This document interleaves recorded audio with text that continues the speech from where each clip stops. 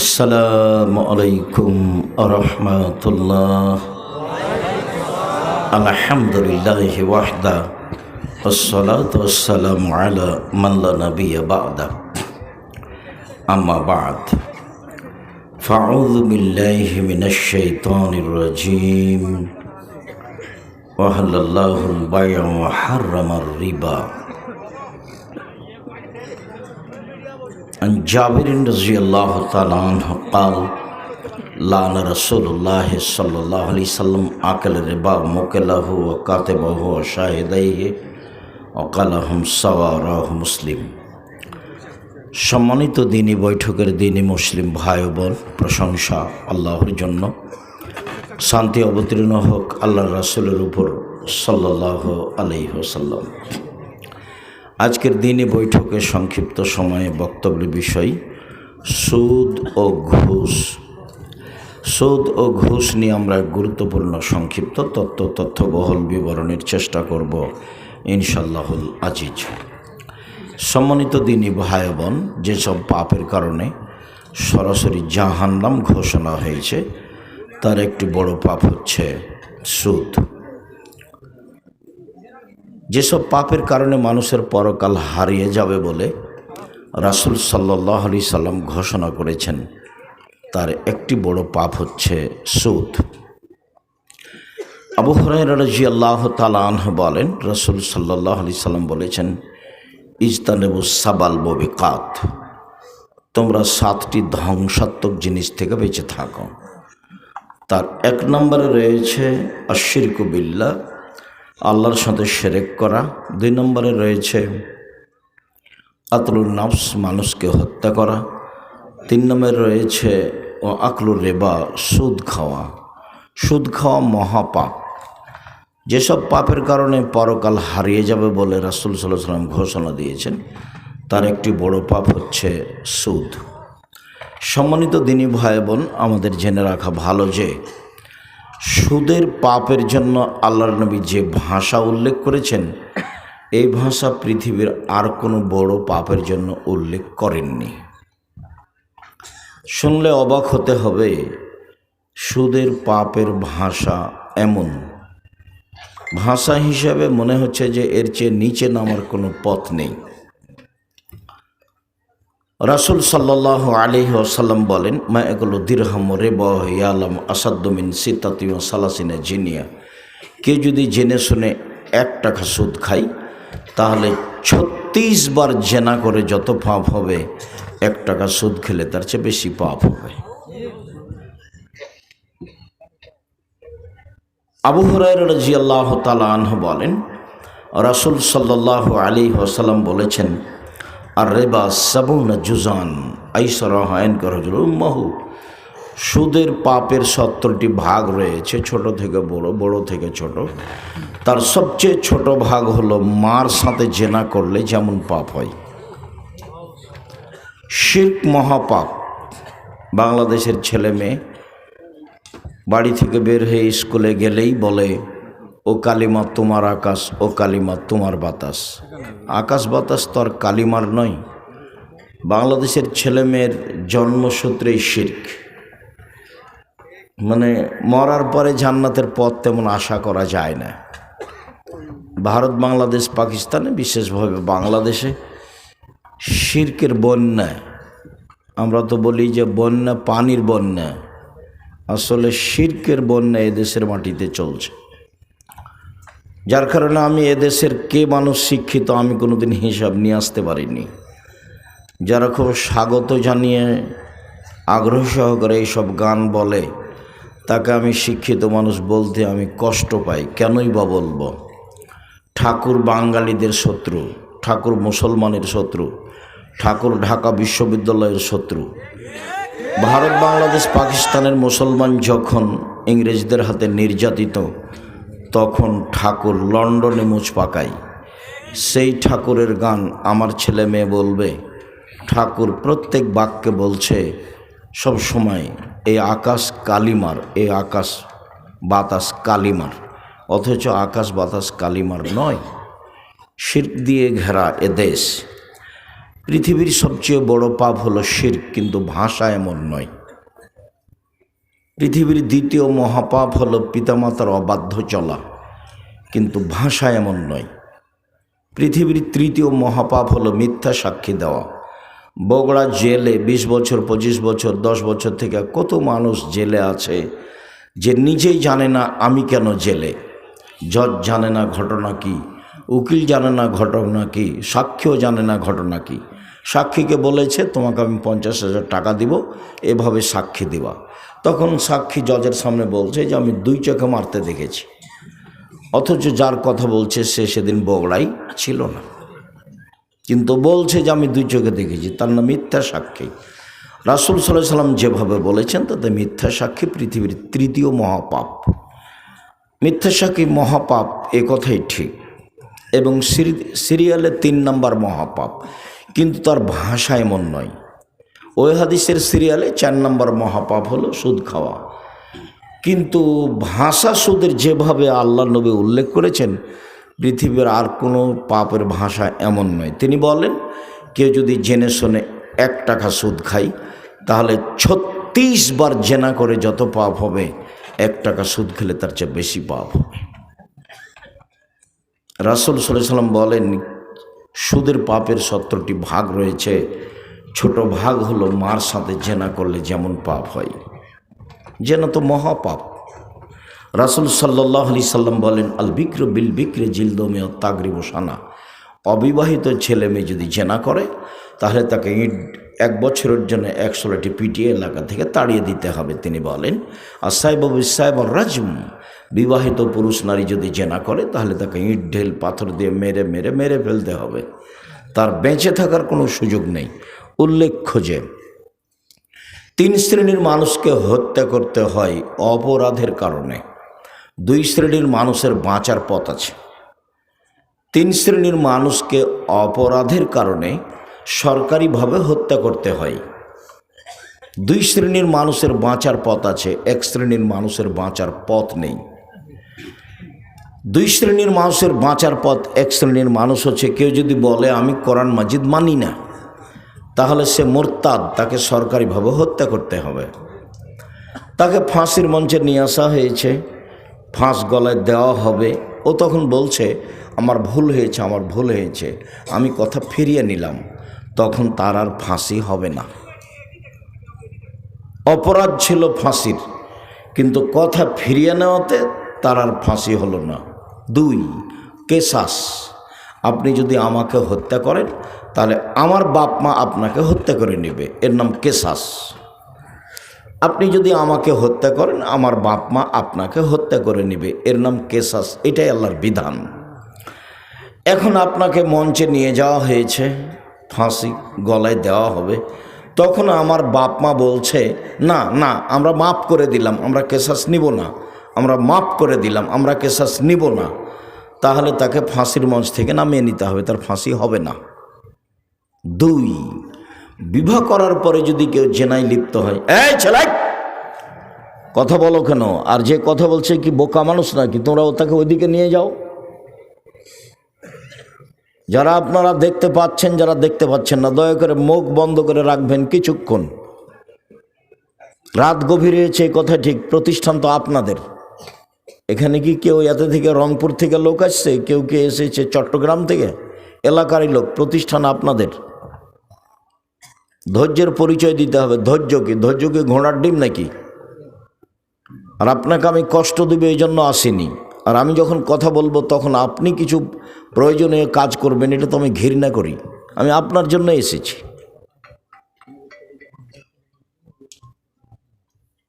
আর কেউ কথা বলবেন না, আমি কারো কথা শুনতে চাই না। মোবাইলে কথা বলবেন না, এখন কোনো প্রয়োজনীয় কথা বলবেন না। আপনার কথার তো আমার কাছে 5 পয়সা দাম নাই, তো আপনার আমি কথা বলার সুযোগ দেবো কেন? আমি তো আপনার কথা শুনতে আসিনি।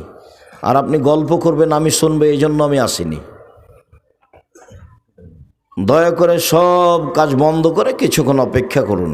বলছিলাম, সম্মানিত দিনী ভাই বোন, বিবাহ করার পরে যদি কেউ জেনা করে তাহলে তাকে হত্যা করতে হবে, তাকে বাঁচানোর কোনো পথ পৃথিবীতে নেই। 1 মিনিট। গামেদিয়া সম্প্রদায়ের একজন মহিলা আসলো, এসে আল্লাহ রসুলকে বলছেন, তাহিরিনী ইয়া রাসূলুল্লাহ, আল্লাহ রসুল আমাকে পবিত্র করেন। অপরাধী মহিলা আল্লাহ রসুলকে এসে বলছেন যে আমাকে পবিত্র করেন। তো আল্লাহ রসুল বলছেন যে ইরজি, বাড়ি ফিরে যাও, আস্তাগফিরুল্লাহ, আল্লাহর নিকটে ক্ষমা চাও, ও তুবি ইলাইহি, তুমি তওবা করো, পাপ ক্ষমা হয়ে যাবে। তখন মহিলা উত্তরে বলছে, তুরাদ্দুনি কামা রাদ্দাত মাইজ ইবনে মালিক। ও, মাইজ ইবনে মালিকের বিচার না করে ফিরিয়ে দিয়েছিলেন, সেইভাবে আপনি আমাকে ফিরিয়ে দিতে চাচ্ছেন? ওয়ান্নাহবলা মিনা জেনা, আমার পেটে অবৈধ সন্তান রয়েছে, আমার বিচার করে দেন, আমি এমনি ফিরে যাব না। তার অবস্থা দেখে আল্লাহ রসুল বললেন, আচ্ছা ঠিক আছে, ইরজি হাত্তা তালে দি, বাড়ি চলে যাও, যেদিন তোমার বাচ্চা প্রসব হবে সেদিন আসছে, আমি বিচার করে দেব। মহিলা চলে গেল। মুসলিম গ্রন্থে এসেছে, যেদিন বাচ্চা প্রসব হয়েছে সেদিনই মহিলা বাচ্চাকে ন্যাকড়ায় জড়িয়ে নিয়ে এসে রাসূলের দরবারে বলছে, আল্লাহ রসুল, এই যে সন্তান প্রসব হয়েছে, বিচার করে দেন। অবস্থা দেখে অবাক হয়ে আল্লাহ রসুল বললেন, ইরজেই, বাড়ি ফিরে যাও, আস্তাগফিরুল্লাহ, ইরজেই, বাড়ি ফিরে যাও, ফারদিহি, বাচ্চাকে দুধ খাও, আত্মতাফতেমিহে, যেদিন বাচ্চা দুধ ছেড়ে দেবে সেদিন আসো, বিচার করে দেবো। ইসলামী নীতি। মহিলা বাচ্চা নিয়ে চলে গেল, বাচ্চাকে 2 বছর দুধ পান করালো। 2 বছর পরে বাচ্চা নিয়ে বিচারালয়ে উপস্থিত, তখন বাচ্চার হাতে এক টুকরা রুটি রয়েছে। রুটি প্রমাণ করে যে বাচ্চা খাদ্য খেতে পারে। আল্লাহ রসুল বললেন, শোনো, তোমাদের একজন এই বাচ্চাটাকে লালন পালন করো। একজনের হাতে দিয়ে বললেন। তিনি বললেন, সঙ্গী সাথী শোনো, একে মাঠে নিয়ে যাও, গর্ত খুঁড়ে বুক পর্যন্ত মাটিতে পুঁতে দাও, সুমার জিমুহা, তারপরে ইট ঢেল পাথর দিয়ে তাকে মেরে মেরে মেরে ফেলাও। সাহাবীগণ বললেন, আমরা তাকে মাঠে নিয়ে গেলাম, গর্ত খুঁড়ে বুক পর্যন্ত মাটিতে পুঁতে দিলাম, চতুর্দিক থেকে ইট ঢেল পাথর মারতে লাগলাম। খালিদ বিন ওয়ালিদ বলেন, আমি একটা পাথর তার মুখের উপরে মারলাম, পাথরটা মুখে লেগে মুখ ফেটে রক্ত ছিটে এসে খালিদের গায়ে লাগলো। সাব্বাহা, খালিদ তাকে গালি দিয়ে বসলেন। তাদের ভাষায় এরকম কিছু যে আমাদের ভাষায় হতে পারে, ছি ছি ছি ছি, একজন জেনাকারিনী মহিলার গায়ের রক্ত আমার গায়ে লাগলো, এরকম কথা তিনি বললেন। তখন আল্লাহ রসুল বললেন, মাহলে না খালিদ, খালিদ থামো, একে গালি দিও না। আল্লাহ তাবাত তাওবাতাল্লাহ তাবা সাহেব মাকসিল্লাহ গফির আল্লাহু। এ মহিলা এত ক্ষমা ভিক্ষে চেয়েছে আল্লাহর কাছে, এত তওবা করেছে, এরকম তওবা যদি বড় থেকে বড় পাপী করে তবু তার পাপকে ক্ষমা করা হবে। খালিদ, একে গালি দিও না। আবার বললেন, খালিদ, এর তওবা যদি মদিনার লোককে ভাগ করে দেওয়া হয় তাহলে সবার পাপ ক্ষমা হয়ে যাবে। এরপরে তিনি তার জানাজা করলেন, কাফন দাফন করলেন। তিনি বুঝলেন যে তার পাপ ক্ষমা হয়ে গেছে। হাজারো মানুষকে তার পাপ তওবা ভাগ করে দিলে সবার ক্ষমা হয়ে যাবে, মানে তার তো ক্ষমা হয়েই গেছে। তারপর আল্লাহর নবী নিজে জানাজা করালেন, মানে ক্ষমা হয়ে গেছে। তিনি নিজে কাফন দাফন করলেন, তিনি সব কিছু করলেন। পৃথিবীর এত বড় মানুষ তাকে বলতে পারলেন না যে যাও, তোমার পাপ ক্ষমা হয়ে গেছে, তোমার বিচার হবে না, এই কথা বলতে পারলেন না। মুহাম্মদ সাল্লাল্লাহু আলাইহি সাল্লাম শরীয়তের কাছে নিজেই জিম্মি, উপর থেকে যেটা ফয়সালা আছে সেটাই করতে হবে। তিনি ঘোষণা দিলেন সে নিষ্পাপ এখন, কিন্তু তার বিচার তিনি রক্ষা করতে পারলেন না। তার মানে বিবাহ করার পরে জেনায় লিপ্ত হলে তার বেঁচে থাকার কোনো পথ নেই। ক্ষমা চাইলে ক্ষমা হবে, আশা করতে হবে এটা ইনশাআল্লাহ আল্লাহ ফেরাউনকেও ক্ষমা করতে পারেন, সেটা তার ব্যাপার। বলছিলাম যে জেনার পাপের গতিবিধি এত কঠিন, এরপরেও ভাষা এরকম নয়, সুদের ভাষা যেমন, এটা হলো মূল কথা। জেনার পাপের ভাষা এরকম নয়। মানুষকে হত্যা করা মহাপাপ, কিন্তু ভাষা এমন নয়। শিরক করা মহাপাপ, কিন্তু ভাষা এরকম নয়। বাপ মায়ের অবাধ্য চলা পৃথিবীর দ্বিতীয় মহাপাপ, কিন্তু ভাষা এমন নয়। রাসূল সাল্লাল্লাহু আলাইহি ওয়াসাল্লাম বলছেন, কে যদি জেনে শুনে 1 টাকা সুদ খায়, 36 বার জেনা করে যত পাপ হবে, 1 টাকা সুদ খেলে তার চেয়ে বেশি পাপ হবে। অবাক কথা। রাসূল সাল্লাল্লাহু আলাইহি ওয়াসাল্লাম বলেন, সুদের পাপের 70টি ভাগ রয়েছে, ছোট ভাগ হলো মার সাথে জেনা করলে যেমন পাপ হয়। কি দিয়ে বুঝায় আপনাকে আমি সুদ কি জিনিস? তোমার মা তো কিস্তি তুলে নানান কিছু করছে, তুমি জানো তোমার চোখের সামনে যে একটা লোক বাড়ি, যারা সুদ কিস্তিতে তুলে টাকা উঠাচ্ছে তাদের বাড়ি হারিয়ে যাবে। কেন? এটাও একটা অবাক যে অন্য কোনো পাপের কারণে ফলাফল এরকম হবে, সুদের যে ফলাফল আল্লাহ রসুল ওভাবে বলেননি। আল্লাহ রসুল বলছেন, আল্লাহ বলছেন, পৃথিবীর মানুষ শুনে রেখো, ইয়ামহাকুল্লাহুর রিবা ওয়া ইউরবিস সাদাকাত, সুদ মানুষের টাকাকে কমিয়ে দেয়, দান মানুষের টাকাকে বেশি করে দেয়। এই পাপের ক্ষমতাই ভিন্ন। পৃথিবীর মানুষ শুনে রেখো, সুদ মানুষের টাকাকে কমিয়ে দেয় আল্লাহ বলছেন, দান মানুষের টাকাকে বেশি করে দেয়। আব্দুল্লাহ ইবনে মাসউদ বলেন, রাসূল সাল্লাল্লাহু আলাইহি সাল্লাম বলেছেন, ইন্নার রিবা ওয়াইন কাসরা, সুদ যদিও বাহ্যিকভাবে বেশি হয়, ফাইনা আকিবাতাহু তাসরিল কাল্লিন, কিন্তু তার শেষ ফলাফল হচ্ছে নিঃস্ব। সুদ খাবে যে নিঃস্ব হবে সে, এ কথা আল্লাহর নবী বলেন। সুদ খাবে যে তার টাকা কমে যাবে, এ কথা আল্লাহ তাআলা বলেন। আর আমি আব্দুর রাজ্জাক বিন ইউসুফ দুইটার সমন্বয়ে বলেছি, সুদ খাবে যে তাকে একদিন না একদিন ভিক্ষা করতেই হবে, নিশ্চিত ভিক্ষা করে খেতে হবে। সে নিজে খাবে, না হলে তার ছেলে মেয়ে খাবে, কেউ না কেউ খাবে, এই টাকা থাকবে না। সাধারণত সুদ খেলে দেশের টাকা দুই একজন ধনী মানুষের কাছে চলে যায়, বাকি লোক নিঃস্ব হয়ে যায়। সাধারণত সুদ খেলে পৃথিবীর দুই একটা দেশে টাকা চলে যায়, বাকি দেশগুলি দেউলিয়া হয়ে যায়। এটা তো আল্লাহর বিধান, হতেই হবে। বহু পরিবার আপনাদের চোখের সামনে কিস্তি তুলে কি কি করছিল, দেখুন বাড়িটা নিয়ে নিয়েছে ব্যাংকওয়ালা, ও এখন রাস্তায় নেমে গেছে, বাড়িটাই নেই। আপনাদের চোখের সামনে আছে কি না আমি আমার বাসার সামনে দেখেছি, বাড়িটাই নেই। কিস্তিতে টাকা উঠিয়েছিল, এখন আর বাড়িটাই নেই, গেছে সব। তা আল্লাহ বলছে।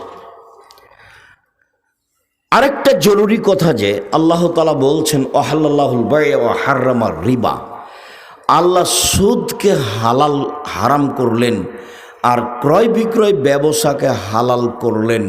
পাশাপাশি দুইটা এমন কেন? আল্লাহ তাআলা বলেন, পৃথিবীর মানুষ শুনে রেখো, সুদ চিরদিনের জন্য হারাম। আল্লাহ তাআলা বললেন, পৃথিবীর মানুষ শুনে রেখো, ব্যবসা চিরদিনের জন্য হালাল। সুদ হারাম, ব্যবসা হালাল। পাশাপাশির রহস্য কি? ওই সময় এক শ্রেণীর মানুষ বলতো, সুদেও টাকা বাড়ে, ব্যবসাতেও টাকা বাড়ে, তা একটা জায়েজ একটা না জায়েজ কেন? দুটাই জায়েজ হবে। সুদ খেলেও টাকা বাড়ে, ব্যবসা করলেও টাকা বাড়ে, তো দুটাই জায়েজ হবে, তো একটা হারাম একটা হালাল কেন?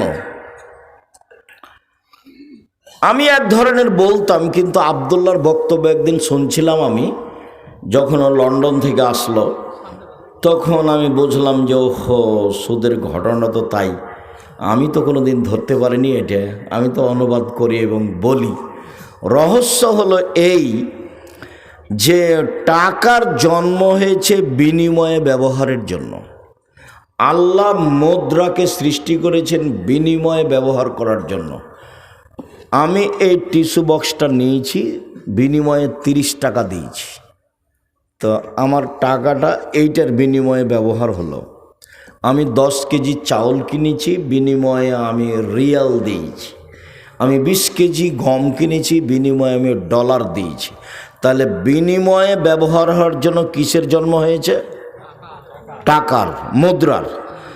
তো এখন যদি কেউ টাকা দিয়েই টাকা নেয়, তাহলে কি বিনিময় হলো? তো যেই জিনিসটা হুবাহু কম বেশ হয়, কমবেশ হয়, এর নাম সুদ, তার নাম জুলুম। যখন মানুষ টাকা দিয়ে টাকা নেবে, তখন টাকার উপরে জুলুম করা হবে। আল্লাহ টাকাকে যে জন্য সৃষ্টি করেছেন, তখন আর সেই মানে টাকা থাকতে পারলো না, তখন ওই লোকটা টাকার উপরে জুলুম করলো।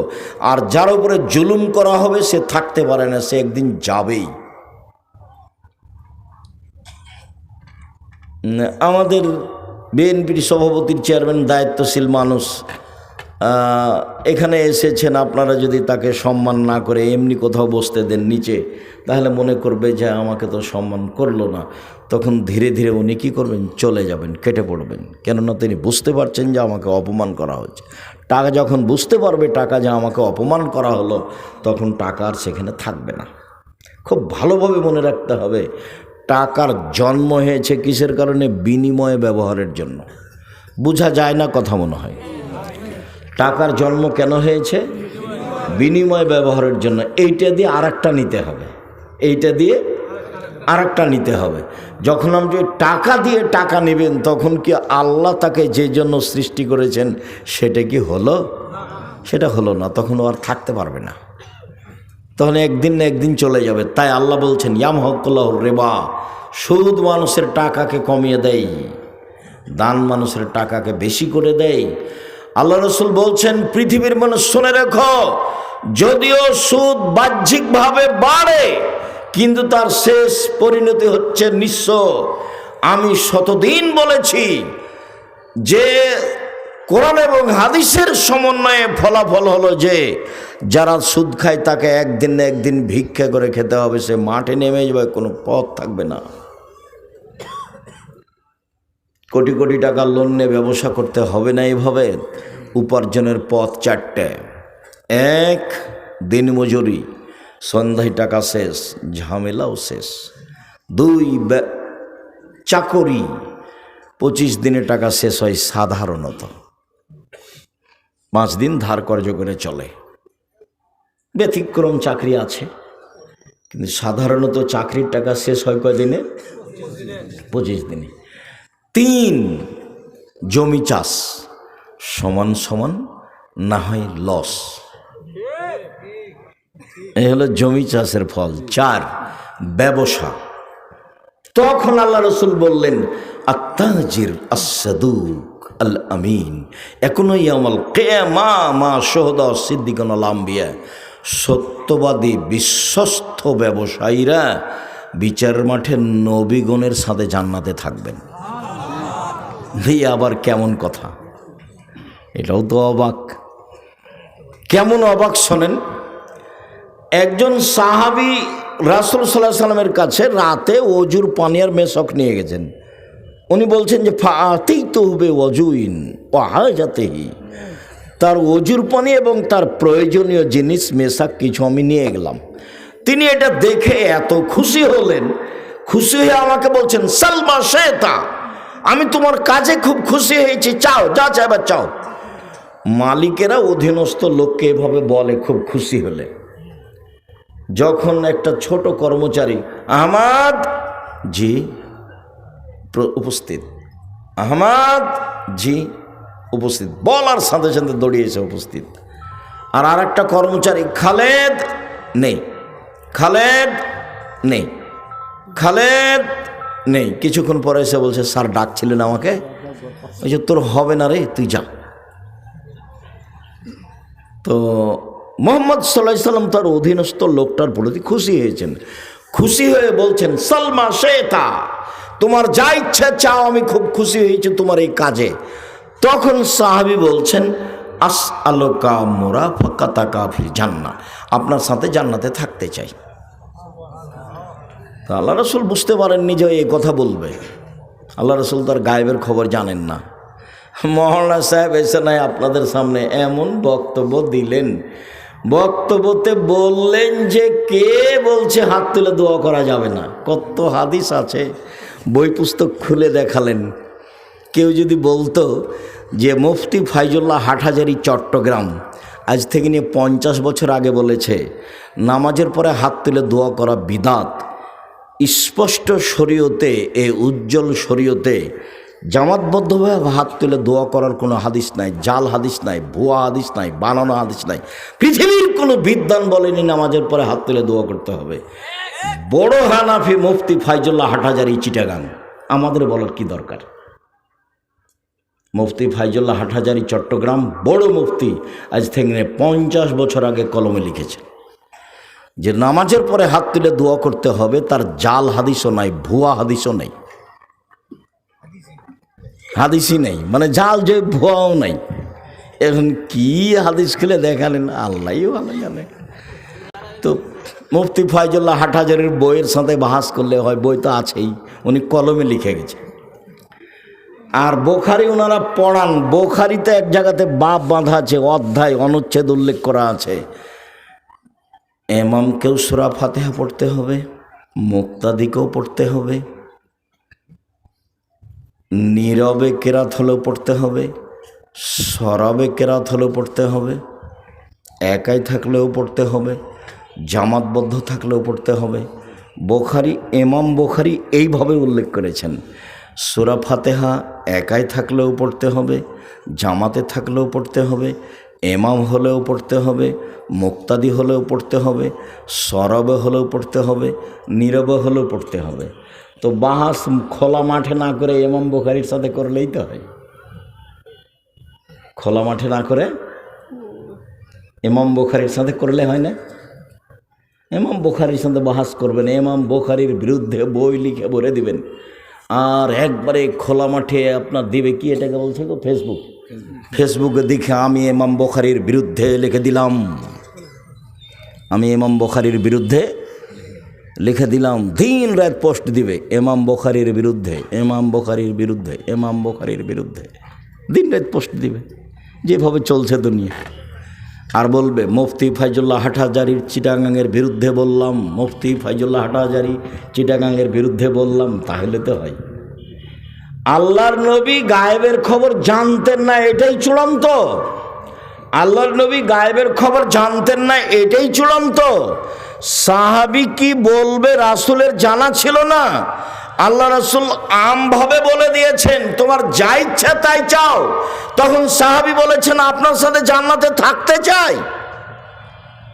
তখন আল্লাহ রাসূল বলছেন আমার গায়ে জালেক, না না না না না না, এটা নয়, এটা নয়, এটা নয়, অন্য কিছু চাও। কেন? যেভাবে বলেছেন সেভাবে উত্তর দিন, ঠিক আছে জান্নাতে নিয়ে থাকবো। তার মানে ও তো কি বলবে রাসূলের জানা ছিল না, এমন দাবি জানিয়েছে যেটা আল্লাহ রাসূল জানতেন না। দেখলেন যে ওহো, এ দাবি তো আমি পূরণ করতে পারবো না। তখন আল্লাহ রাসূল বলছেন আওয়া গায়রা দালেক, না এটা নয়, এটা নয়, অন্য কিছু চাও। তখন সাহাবী বলছেন হোয়া যাকা, ওটাই চাই, ওটাই চাই। তখন আল্লাহ রাসূল বলছেন যে আইন্নী আলা নাফসিক বিকাসরাতিস সুজুদ, তুমি একটু বেশি বেশি তাহাজ্জুদ পড়ে আমাকে সাহায্য করো। মুহাম্মদ সাল্লাল্লাহু আলাইহি ওয়াসাল্লাম বলছেন আমাকে সাহায্য করো বেশি তাহাজ্জুদ পড়ে, আমি তোমাকে জান্নাতে নিয়ে পাশে থাকার চেষ্টা করব। আর এখন আল্লাহ রাসূল বলছেন সত্যবাদী বিশ্বস্ত ব্যবসায়ীরা নবীর সাথে জান্নাতে থাকবেন। বহু বচন বলেছেন নবীগণের সাথে, সিদ্দিক সোহদাদের সাথে। ব্যবসা কি জিনিস? অবাক কথা, ব্যবসা কি জিনিস? যদিও আল্লাহ রাসূল বলেছেন কেউ যদি দুইটা মেয়ের লালন পালন করে, দুইটা মেয়ে, দুইটা বেটি, তাহলে আমি মুহাম্মদ সাল্লাল্লাহু আলাইহি ওয়াসাল্লাম আর সে লোক জান্নাতে এভাবে থাকব, পিতা আর আমি। তখন আঙ্গুল দুটো জমা করে দেখালেন এইভাবে।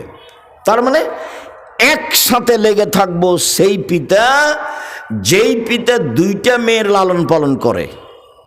তো আমরা তো আর বুঝতে পারিনি লালন পালন কি জিনিস। তখন আল্লাহ রাসূল বললেন পৃথিবীর মানুষ শোনো, পিতার লালন পালন মানে হলো এক, আল্লামাহুন্না, মেয়েকে বিদ্যা শিখিয়ে দিল। দুই, আদাবাহুন্না, মেয়েকে শিষ্টাচার শিখিয়ে দিল। তিন, আহসানা ইলাইহিন্না, মেয়ের সাথে ভালো আচরণ করলো।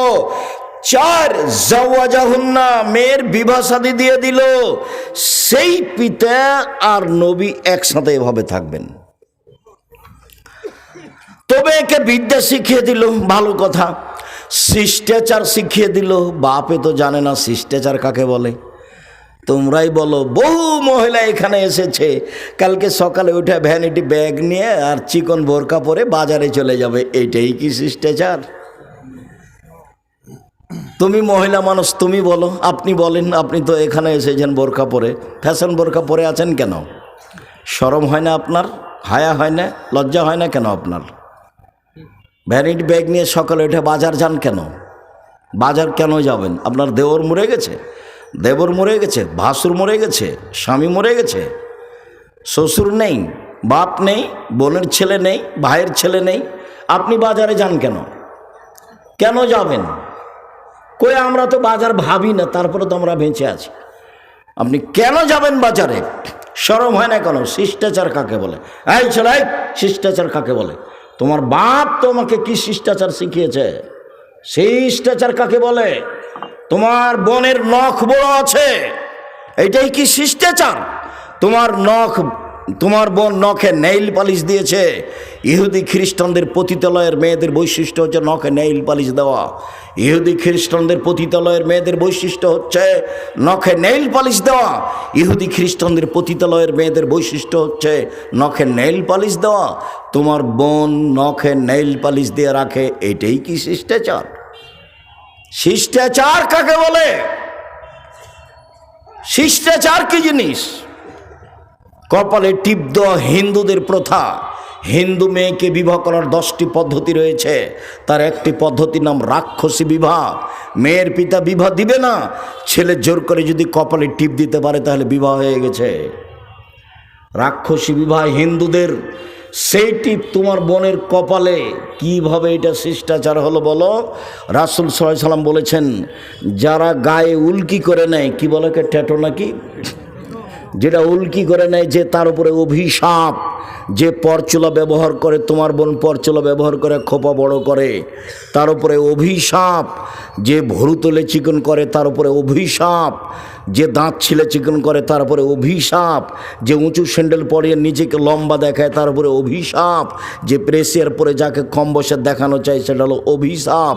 যে সামনের চুল ছোট করে, তারপরে অভিশাপ। যে এইভাবে ঢং করে চলে রাস্তাঘাটে, তার উপরে অভিশাপ।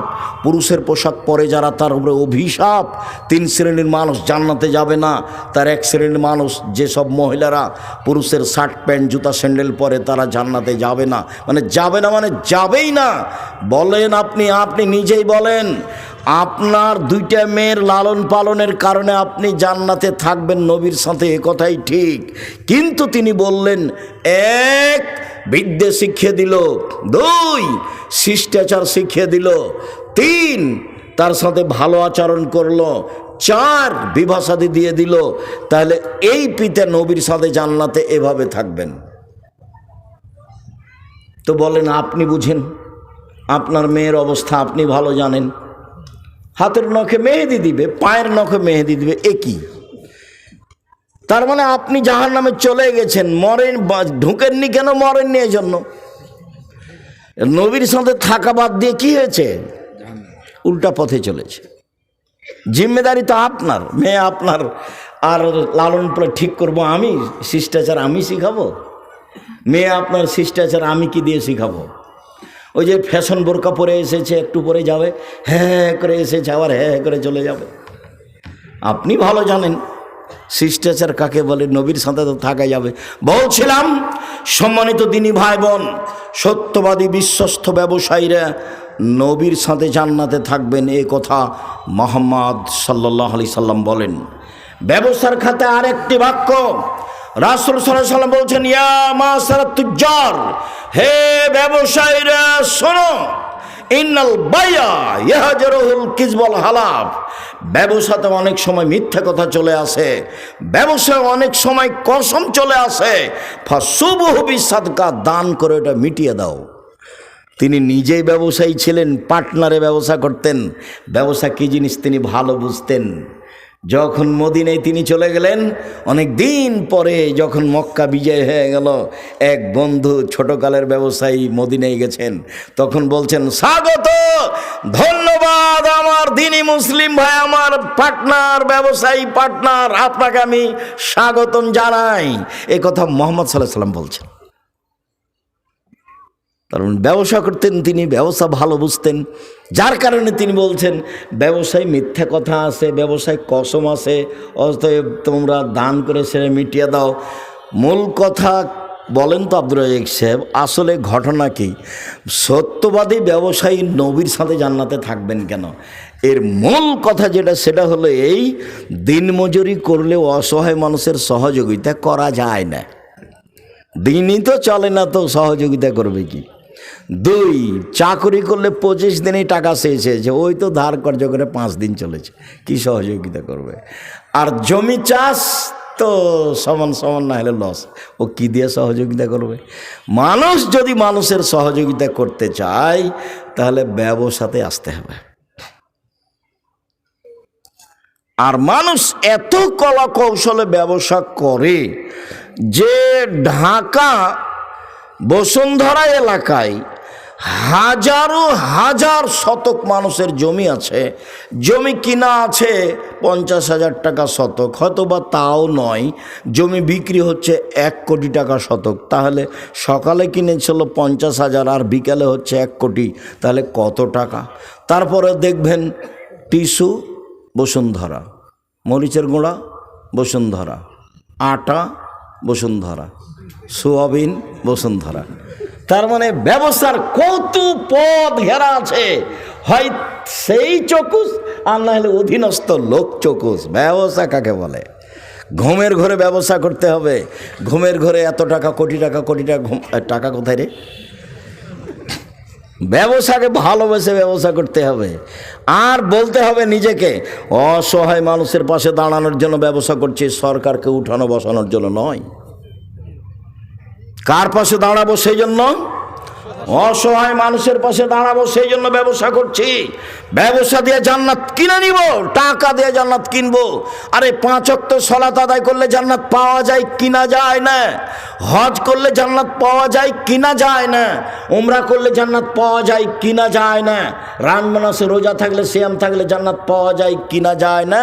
তাসবিহ তাহলিল জিকির আজকার করলে জান্নাত পাওয়া যায় কিনা যায় না? দান করলে জান্নাত কিনা যায়? আল্লাহ বলছেন, পৃথিবীর মানুষ, তোমার টাকা এবং জানের বিনিময়ে জান্নাত আমি বিক্রি করে দিলাম, তৈরি করেছি, আমি বিক্রি করলাম তোমার কাছে। আল্লাহ বলছেন এ কথা।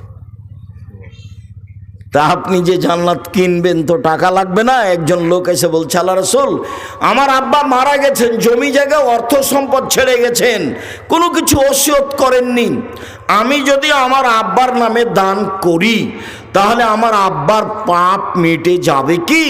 আল্লাহ রাসূল বলেন, হ্যাঁ, তোমার বাপের পাপ মিটে যাবে। তখন তিনি বললেন না ছোট, তখন তিনি বললেন না বড়, তুমি দান করলে তোমার বাপের নামে তোমার বাপের পাপ মিটে যাবে, এটাই চূড়ান্ত হাদিস, বুখারী মুসলিম। হজ করে আপনি আপনার বাপের কিছুই করতে পারবেন না, উমরা করে আপনি আপনার পিতার কিছুই করতে পারবেন না, আপনি রমজান মাসে সিয়াম থেকে, রোজা থেকে আপনার পিতার কিছুই করতে পারবেন না, আপনি আপনার যাকাত দিয়ে আপনার পিতার আপনি কিছুই করতে পারবেন না, তাসবিহ তাহলিল জিকির আজকার করে আপনার পিতার আপনি কিছুই করতে পারবেন না। এত বড় গুরুত্বপূর্ণ বিরল ইবাদত সালাত নামাজ, এরপরে আপনি আপনার বাপের কিছুই করতে পারবেন না। আপনি দান করেন, আপনার বাপের কবরের শাস্তি বন্ধ হয়ে যাবে। এক ভিন্ন ইবাদত, অবাক ইবাদত পৃথিবীতে দান। তো টাকাই নাই, আপনি দান করবেন কি দিয়ে?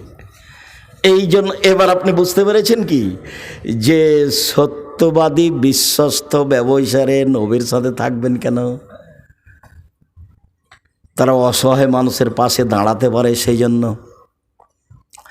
এটা জামিয়া সালাফিয়ার এখন মুআদালাযুক্ত, জামিয়া সালাফিয়ার সাথে সম্পৃক্ত প্রতিষ্ঠান। একে আপনাকে মন দিয়ে ভালোবাসতে হবে। জামিয়া সালাফিয়ায় প্রায় 5,000-এর বেশি ছেলে মেয়ে আছে, 300 জন শিক্ষক শিক্ষিকা আছে, 40 লক্ষ টাকা মাসে বেতন লাগে, 40 লক্ষ। প্রায় সব জমি কিনা। রাজশাহীতে যেটা আছে সেটা প্রায় 50 বিঘা জমির ওপরে। রাজশাহীতে যেটা মহিলাদের আছে সেটা প্রায় 60 থেকে 70 বিঘা জমির ওপরে। রূপগঞ্জ, নারায়ণগঞ্জ, পূর্বাচলে যেটা আছে সেটা প্রায় 100 বিঘা জমির ওপরে। প্রায় সবই কিনা। তো টাকা কোথায় পাওয়া যায়? বগুড়ার লোকে দেয়। এলে কই আব্দুল আজিজ, আমি তো কোনো দিন দিইনি। কেউ দেয়। জামিয়া সালাফে বিত্তশালী দিয়ে চলে না, সরকারি পয়সা দিয়ে চলে না, বৈদেশিক কোনো সংস্থা দিয়ে চলে না, কোনো নির্ধারিত ব্যক্তি দিয়ে জামিয়া সালাফে চলে না। জামিয়া সালাফিয়া আপনার আমার 10 জনের কম সম সাধারণ দান দিয়ে চলে, তার নাম জামিয়া সালাফিয়া। এদেশের শিরক মুক্ত প্রতিষ্ঠান জামিয়া সালাফিয়া, বিদাত মুক্ত প্রতিষ্ঠান জামিয়া সালাফিয়া, দল মুক্ত প্রতিষ্ঠান জামিয়া সালাফিয়া, সংগঠন মুক্ত প্রতিষ্ঠান জামিয়া সালাফিয়া, হিংসা মুক্ত প্রতিষ্ঠান জামিয়া সালাফিয়া। জামিয়া সালাফিয়ার সাথে যত প্রতিষ্ঠান জড়িত হবে সবকে দল মুক্ত হতে হবে, সংগঠন মুক্ত হতে হবে, শিরক মুক্ত হতে হবে, বিদাত মুক্ত হতে হবে এবং হিংসা মুক্ত হতে হবে। মাথাটা ফ্রি খালি রাখতে হবে। কারো প্রতি ভালোবাসা বেশি আর কারো প্রতি ভালোবাসা কম, এটা রাখা হবে না। যার উপরে ভালোবাসা কম আছে আপনি তো তার জন্য বদনাম করবেন, তাহলে তো আপনি জাহান্নামে চলেই গেছেন। জেনা মহাপাপ এ কথা ঠিক, সুদ মহাপাপ এ কথা ঠিক। যদি আপনি রাতে উঠে বলেন যে সুদ লেনদেন বন্ধ করলাম, মুহাম্মদ সাল্লাল্লাহু আলাইহি সাল্লাম শেষ ভাষণে বললেন, পৃথিবীর মানুষ শুনে রেখো, কুল্লু আমরিন মিন জাহেলিয়া, জাহেলিয়াতের যুগে যত লেনদেন নিয়ম নীতি ছিল, জঘন্য নিয়ম নীতি, সব আমি আজকে হজের মাঠে বিদায় হজে 2 পায়ের নিচে রেখে দিলাম। তারপরে বলছেন আমি সুদকে আমার পায়ের নিচে রেখে দিলাম। সর্বপ্রথম আমার চাচার সুদ মওকুফ ঘোষণা দিলাম, আমার চাচার সুদ লেনদেন আর হবে না। নিজের তো আর টাকা নাই বলতে পারেন না, নিজের বাপেরও তো কিছু নেই, বাপ তো মারা গেছে কবে, মা তো নাই। এখন কার টাকার উপরে ক্ষমতা দেখাচ্ছেন? চাচার। চাচা মানে চাচারই পিতার স্থানে চাচার টাকার উপরে ক্ষমতা দেখাচ্ছেন মুহাম্মদ সাল্লাল্লাহু আলাইহি সাল্লাম। পৃথিবীর মানুষ শুনে রেখো, সুদকে আমি পায়ের নিচে রেখে দিলাম, চিরদিনের জন্য সুদ বন্ধ ঘোষণা দিলাম। সর্বপ্রথম আমার চাচার যত সুদ লেনদেন ছিল সব মওকুফ ঘোষণা দিলাম। আমার চাচার সুদ নিয়ে আর কোনোদিন কিয়ামত পর্যন্ত কোনো কথা হবে না। আজকে যদি বলেন যে সুদ লেনদেন সব বন্ধ করলাম, আল্লাহ তুমি মাফ করো, সব পাপ ক্ষমা হয়ে যাবে ইনশাআল্লাহ। 80 বছর বয়সে একদিনও সালাত আদায় করেননি, এখন বলছেন আমার ভুল হয়েছে, আল্লাহ মাফ করো, ইনশাআল্লাহ সব পাপ ক্ষমা হয়ে যাবে। কিন্তু ওই যে একজনের বিরুদ্ধে থেকে বললেন ও লোক খুব খারাপ, এখন ক্ষমা নেন দেখি। এখন কিয়ামত পর্যন্ত ক্ষমা চাইলে ওটা হবে না। কিভাবে হবে? ওর হাত ধরে ক্ষমা নিতে হবে যার বদনাম করেছেন, তাহলে হবে। যদি আমি হাত ধরে ক্ষমা নেনি তাহলে কি হবে? বিচারের মাঠে আল্লাহ বলবেন যে নেকি দিয়ে পরিশোধ করে দাও, ওখানে তো আর হাত ধরে ক্ষমাও চলবে না, আল্লাহ ওটা মাফও করবেন না। তাহলে বিচার হবে কিভাবে? নেকি দিয়ে বুঝিয়ে দিতে হবে যার যার বদনাম করেছেন। আপনাকে আমি কতবার বলেছি দোকানে গিয়ে বসবেন না, হাজারো লক্ষবার বলেছি জাতির সামনে, দোকানে গিয়ে বসবেন না। দোকানে ল্যাংটা মেয়ে টিভিতে নাচে, ওখানে বসতে হবে না। আরও 2 জন বসে আছে, ওরা বদনাম করে আড্ডা পিটে, ওখানে বসা হবে না। আসসালামু আলাইকুম আহমদ, লবণ আছে? জি আছে। মরিচ আছে? জি আছে। 1 কেজি লবণ দাও আর 200 মরিচ দাও। দেওয়া হয়েছে, টাকা হয়েছে, দাও, আসসালামু আলাইকুম। এই পর্যন্ত দোকানের সামনে থামতে পাবেন। তো দোকানের সামনে বসে থাকেন কেন? ঘন্টার ঘন্টা বসে থাকেন, শরম হয় না? মাথায় টুপি থাকে, লজ্জা হয় না? ইতস্তবোধ হয় না? খারাপ লাগে না? কেন বসে থাকবেন? থাকবেন কেন? নিজে কি গরু ছাগল মনে করেন? পশু প্রাণী মনে করেন? বুঝেও বুঝে না ওরা, অন্তর আছে বুঝে না, দেখেও দেখে না ওরা, চক্ষু আছে দেখে না, শোনেও শোনে না ওরা, কান আছে শোনে না। উলায়েকা কালা আনাম, তারা পশু প্রাণীর মতো, তারা গরু ছাগলের মতো, তারা কুকুর শ্রীর মতো, বালু মজাল বরং তার চেয়ে খারাপ। এটা তো বগুড়া, একটা স্বভাব খারাপ আছে, সেটা কি আব্দুর রাজাক সাহেব? ওটা কি রাজশাহীতে চাঁপাইনবাবগঞ্জে নেই? হয়তো বা আছে, কম, আমার ধরা পড়েনি। এখানে খারাপটা কি? বোনকে জমি দেয় না, সেটা খারাপ। বোন জমি চাইলে নাকি অপরাধ? তো বলে যা যা বের হয়ে বাড়ি থেকে যা। ওটা কি ও জমি পাই সে সূত্রে ভাইয়ের বাড়ি এসেছে, না ওর বাপের এটা সন্তান, ওর নিজ ভাই সেই জন্য এসেছে? আত্মীয়তার সূত্রে ও ভাইয়ের বাড়ি এসেছে, ভাগ পাই সেই জন্য আসেনি। সন্ধ্যা হতে হতে ভাইকে বোনকে জমি দিতে হবে। 1 ঘন্টা আপনার কাছে জমি রাখা যাবে, এর কোনো বৈধতার পথ দুনিয়াতে নেই। পশু প্রাণীর মতো জীবিকা নির্বাহ করে কোনো লাভ নাই। বলছিলাম সম্মানিত দিনী ভাই বোন, রাসূল সাল্লাল্লাহু আলাইহি সাল্লাম বলেন, লানা আকেলা রিবা মুকালাহু ওয়া কাতিবুহু ওয়া শাহিদাইহি, সুদ খায় যে তারপরে অভিশাপ, সুদ দেয় যে তারপরে অভিশাপ, সুদের অঙ্ক কষে যে তার উপরে অভিশাপ, সুদের সাক্ষী দেয় যে তার উপরে অভিশাপ। সবাই সমান সমান। রাসূল সাল্লাল্লাহু আলাইহি সাল্লাম বলেন, সুদ খায় যে তার উপরে অভিশাপ, সুদ দেয় যে তার উপরে অভিশাপ, শরীরে উল্কি করে যে তার উপরে অভিশাপ, দাঁত ছিলে চিকন করে যে তার উপরে অভিশাপ, পরচুলা ব্যবহার করে যে তার উপরে অভিশাপ, ছবি অঙ্কন করে যে তার উপরে অভিশাপ। শুনুন সম্মানিত দিনী ভাই বোন, রাসূল সাল্লাল্লাহু আলাইহি সাল্লাম চিরদিনের জন্য সুদকে হারাম করেছেন।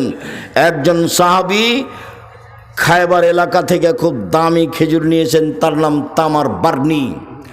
আল্লাহ রাসূলের সামনে নিয়ে আসতে আল্লাহ রাসূল বলছেন, খায়বারের সব খেজুরই কি এমন? তখন বলছেন বেলাল, আল্লাহর নবী, আমাদের কাছে ছিল তামারুন রাদিয়ে দুর্বল কীট খেজুর, মানে যেগুলো ফেলে দিতে হবে এরকম খেজুর ছিল।